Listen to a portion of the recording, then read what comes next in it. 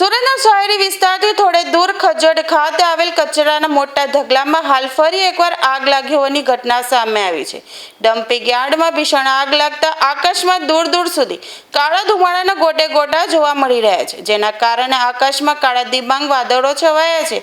જોકે આગની જાણકારી મળતા જ ફાયર વિભાગ એક્શનમાં આવ્યું છે અને ઘટના સ્થળે પહોંચી આગ પર કાબુ મેળવવાની કામગીરી શરૂ કરી છે. મળતી માહિતી મુજબ ખજોદ ડમ્પિંગ સાઇટમાં લાગેલી આગને કાબુ મેળવવા 6 થી વધુ ફાયર સ્ટેશનની 8 થી વધુ ગાડીઓ ઘટના સ્થળે પહોંચી છે અને ફાયર વિભાગના અનેક જવાનો આગ પર કાબુ મેળવવાના પ્રયાસો કરી રહ્યા છે.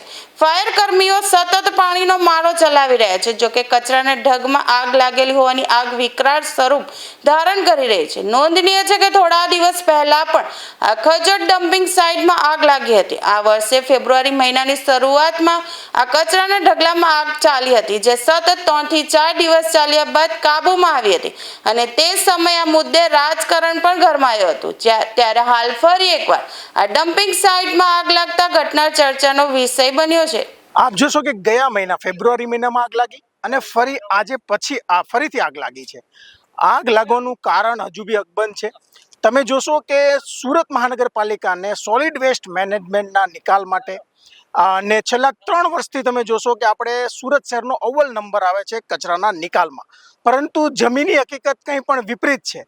ખજોદ ખાતે 3 વર્ષમાં 30 લાખ મેટ્રિક ટન કચરાનો નિકાલ કરવાનો હતો, પરંતુ ફક્ત ને ફક્ત 14 લાખ મેટ્રિક ટન કચરાનો જ નિકાલ થયો છે. 50% વધુ કચરો હજુ એઝ ઇટ ઇઝ ત્યાં જ છે. તો છેલ્લા 3 વર્ષથી સુરત મહાનગરપાલિકાને સમગ્ર ભારતમાં અવ્વલ નંબર કઈ રીતે આવે છે, ચોખ્ખાઈમાં આપણો નંબર કઈ રીતે આવે છે, ખૂબ ગંભીર પ્રશ્નો ઉદ્ભવ્યા હતા. અને ભ્રષ્ટાચાર અને પોતાનું પાપ છુપાવવા માટે જ આગ લાગી હોય તેવું દેખાય છે. આ કોઈ કુદરતી નહીં પણ માનવ સર્જિત આગ હોય તેવું ચોખ્ખું દેખાય છે.